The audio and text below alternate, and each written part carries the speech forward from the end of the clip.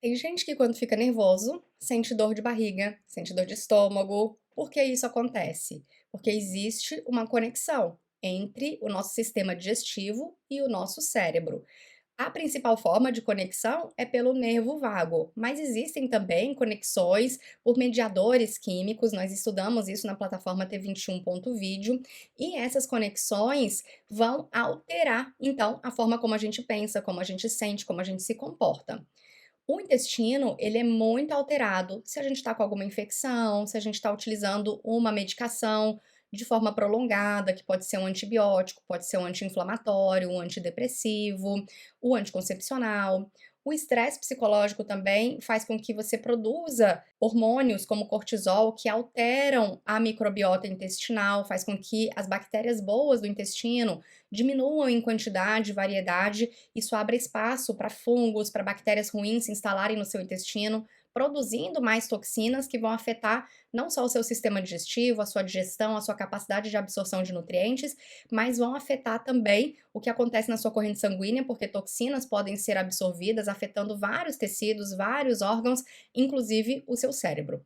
É claro, a nossa composição de microbiota também muda de acordo com a nossa genética, de acordo com o nosso ambiente, principalmente de acordo com a nossa dieta, mas se você controla melhor tudo isso, se você tem uma alimentação mais adequada, mais rica em fibras, mais rica em fitoquímicos, se você não fuma, se você não bebe em excesso, se você não usa medicação sem necessidade, se você tem um estilo de vida saudável, se você dorme bem, se você tem boas quantidades de nutrientes, de vitamina D, para combater infecções também, você vai ficando com uma microbiota mais saudável. Então, várias espécies de bifidobactérias, de lactobacilos, de clostridium, de bacteroides, Akkermansia, são bactérias que, em quantidades adequadas, vão estimular o seu sistema imunológico, você vai produzir mais substâncias protetoras, e isso vai sinalizar para o seu cérebro de que está tudo bem.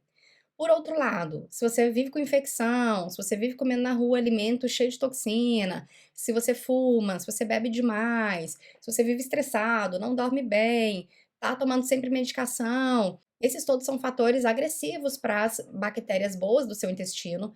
Você acaba fazendo com que elas diminuam em quantidade, elas vão morrendo, e outras bactérias que são mais agressivas, como Escherichia coli, Klebsiella, certas cepas de enterococos, ruminococos e assim por diante, vão se instalando, vão produzindo substâncias inflamatórias que vão ativando seu sistema imunológico. Você vai produzindo mais TNF-alfa, fator de necrose tumoral. Fator de necrose tumoral não é um bom nome, não é? Você vai produzindo mais substâncias que vão levar mensagens para o seu cérebro de que as coisas não estão legais. Em relação à dieta, um excesso de açúcar altera a sua microbiota, um excesso de gordura saturada altera a sua microbiota, um excesso de proteína também altera a sua microbiota, alterações no pH intestinal alteram sua microbiota. Então, se você tem deficiências nutricionais e não consegue produzir ácido clorídrico, não consegue produzir enzimas digestivas, isso vai alterar a sua microbiota.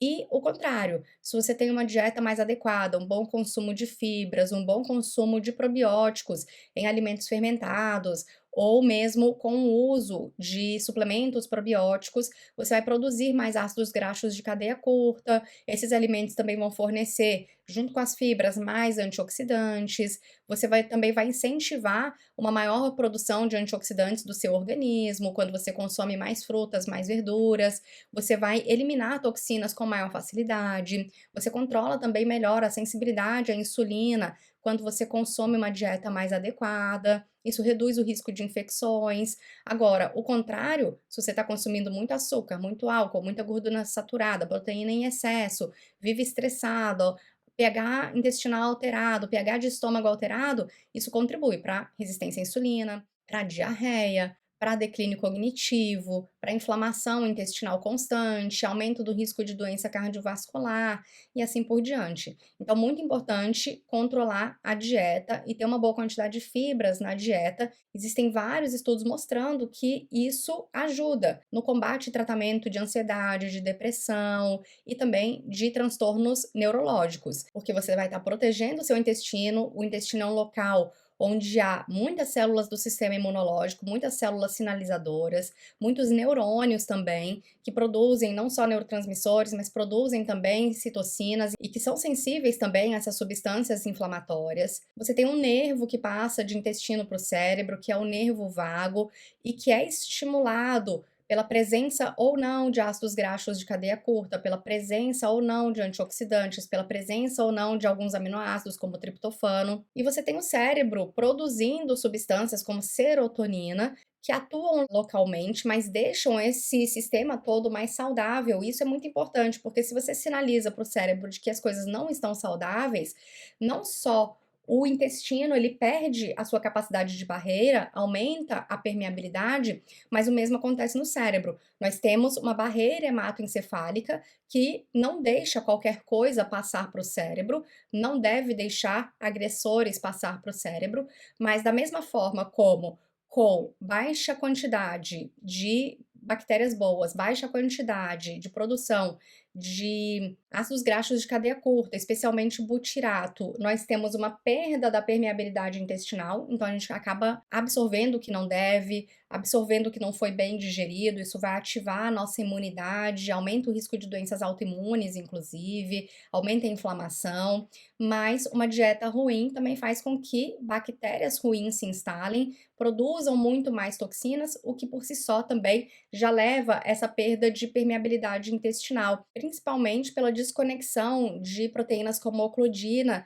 que vão levar depois a uma perda de integridade das junções estreitas, das tight junctions. Então, as células do intestino que eram bem juntinhas vão se separando e as células do cérebro também, que são bem juntinhas, vão se separando, permitindo a entrada tanto na corrente sanguínea quanto no tecido cerebral de componentes que não deveriam estar ali. E existem, então, estudos mostrando que o intestino ruim não só contribui para ansiedade, depressão, mas também contribui para doenças neurodegenerativas, como a própria doença de Alzheimer. E a doença de Alzheimer é o principal tipo de demência que nós temos. Então, se você quer preservar a sua memória por toda a vida, é importante ter o intestino saudável, consumir mais fibras. As fibras vão alterar, então, a microbiota, se você vai ter uma microbiota melhor ou pior. Se essa microbiota é muito ruim, você vai ter aqui no próprio intestino uma alteração no tipo de substâncias que essas bactérias produzem, você vai ter uma redução de neurotransmissores e de hormônios, inclusive aqueles que dão saciedade, como colecistocinina e GLP-1, eu falei deles num vídeo anterior. Você vai ter uma redução da sensibilidade à insulina, a sensibilidade a esses outros hormônios também. Então, isso a nível periférico e a nível central, no cérebro, você vai ter um aumento do estresse oxidativo, da quantidade de radicais livres circulando no seu cérebro, aumento da inflamação no cérebro. Isso leva tanto a alteração de produção de neurotransmissores, como dopamina, como serotonina, e esses neurotransmissores são neurotransmissores muito importantes para o controle de tudo que acontece no nosso organismo, e essas alterações vão levar também, por exemplo, a uma maior compulsão alimentar, fazendo com que a pessoa engorde. E ao engordar, aumenta mais ainda a inflamação, muitas vezes piora o intestino, então vira um ciclo de retroalimentação, em que o intestino piora o cérebro piora o intestino piora o cérebro piora o intestino. Então, no sistema digestivo, nós precisamos ter fibras para a produção de ácidos graxos de cadeia curta, isso vai manter o intestino muito mais saudável. Existem outras substâncias também que contribuem para o intestino mais saudável, como a vitamina D. Agora, se eu tenho pouca fibra, pouca vitamina D, baixa produção de ácidos graxos de cadeia curta, essa integridade vai sendo perdida, o intestino vai ficando mais permeável, o que contribui para a inflamação. Então, vão sendo absorvidas partes de bactérias, lipopolissacarídeos bacterianos, que a gente chama, e essas substâncias vão inflamando todo o organismo, inclusive o nosso cérebro. Dá para restaurar? Sim, dá para restaurar, com uma dieta melhor, com mais fibras, com o uso de probióticos e também com o uso de pré-bióticos. Então, esse aqui foi um estudo, olha, em que foi suplementado ao dia 16 gramas de oligofrutose, que é o FOS, um tipo de fibra que alimenta a bactéria boa, isso melhorou todo o intestino, mas isso diminui a inflamação, isso melhora a produção de neurotransmissores, isso reduz a compulsão alimentar. Com essa suplementação, foi observada depois da suplementação uma redução de 11% no consumo calórico diário dos pacientes que receberam esse tipo de fibra. Por isso é muito importante tratar o intestino. É claro, existem outros fatores de risco para desbiose intestinal, para o desequilíbrio entre bactérias boas e ruins no intestino.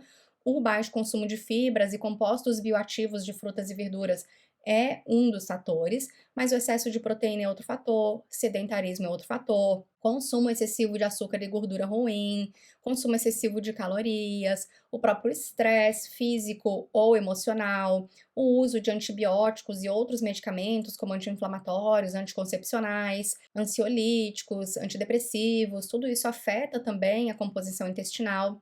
Pessoas que fumam e bebem têm uma microbiota de pior qualidade.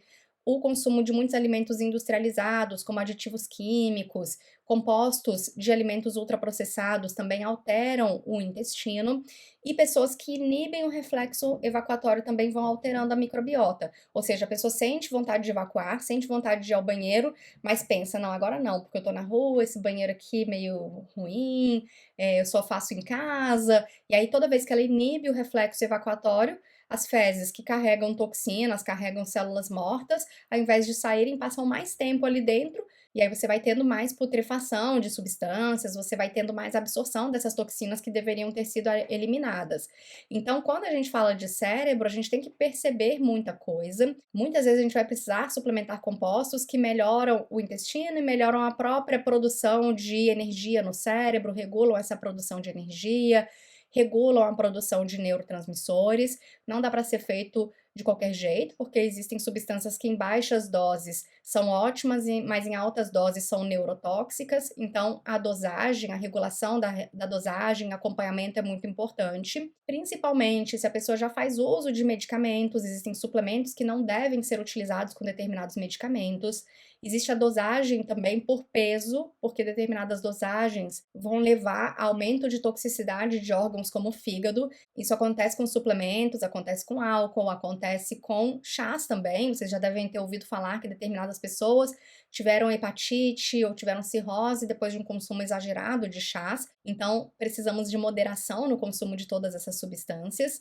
E lá na plataforma T21.video eu falo justamente de estratégias e de suplementos para controle de neurotoxicidade induzida por glutamato, de estratégias para melhoria de produção de acetilcolina, no caso da pessoa estar com uma memória ruim, de controle da glicação, porque a glicação piora a performance cerebral, o próprio tratamento da desbiose intestinal, correção de carências nutricionais. Tudo no nosso organismo é produzido a partir de nutrientes, sejam enzimas, anticorpos, hormônios, neurotransmissores também, então precisamos cuidar disso, ácidos graxos de cadeia curta lá no intestino, não é? Identificação de alergias e intolerâncias alimentares que possam estar atrapalhando o funcionamento do seu cérebro, como melhorar o padrão do sono com estratégias nutricionais, como estimular a neuroplasticidade, enfim, são 21 estratégias que estamos vendo passo a passo para que você possa manter uma ótima performance mental por toda a vida. Então entre lá na plataforma T21.video, se você não está interessado em estudar, mas está precisando de ajuda para ajuste da sua suplementação, as consultas são marcadas no meu site, que é o andreatorres.com/consultoria. E se você não tem interesse no cérebro, só está querendo mesmo tratar o seu intestino, aprender mais sobre diagnóstico e tratamento da disbiose, aí eu tenho um curso específico que eu vou deixar um link abaixo para você.